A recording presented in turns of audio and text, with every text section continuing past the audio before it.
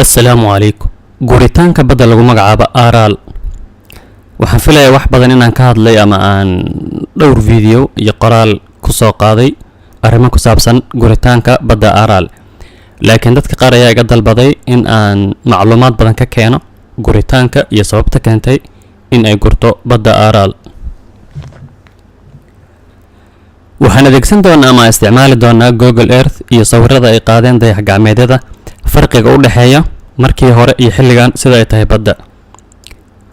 marka koobaad badda Aral waxay dhacdaa bartanka ama xuduudka labada wadan Uzbekistan iyo Kazakhstan ee mantiqada loo yaqaan Aasiyada Dhexe. maanteeto xilligan boqolkiiba 10 kaliya ayaa ka soo hartay badda Aral oo boqolkiiba 90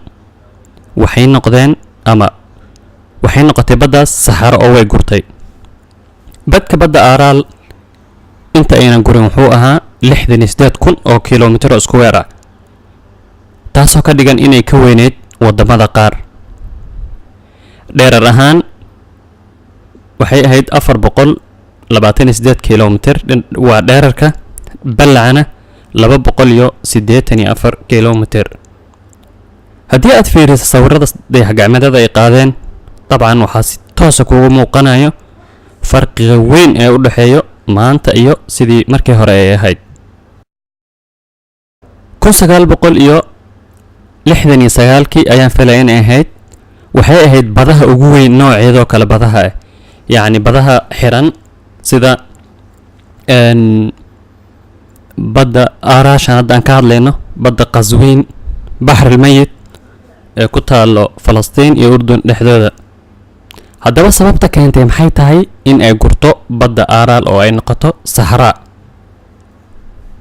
marka koowaad badda Aral waa bad xiran ama badaha lagu magacaabo bixaar muqlaqa, yacni aan la xiriirin bada kale sida مثلا badda Qazwiin, al-Bahr al-Mayit waa bada xiran oo aan la xiriirin bada kale.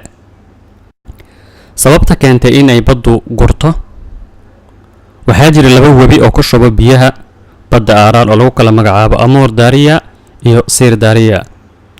haddaba xukuumadda Kazakhstan ayaa bilowday mashruuca beeraynta saxaraha weyn ee Uzbekistan ee Kazakhstan. haddaba webiyadii biyaha ku shubi jiray badda Aral ayaa la leexiyey, waxaana laga sameeyey biyo xireenno, waxaana loo wajahay dhinaca saxaraha si loogu beero, taasoo keentay yacni biyihii webiyada markii la xiray, dabaylaha iyo kuleylkana ay biyaha badda sii yaraynayaan, waxaa si toos u bilowday baddu inay yaraato.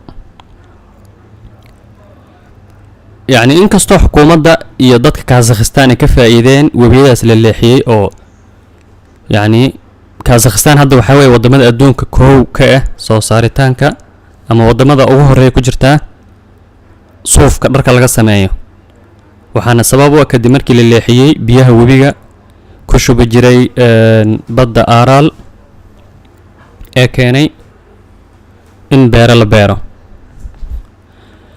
badda maanta waxay u kala qaybsatay laba qaybood oo yaryar, qayb yacni sida aragtaanba ama sawirka ka muuqato.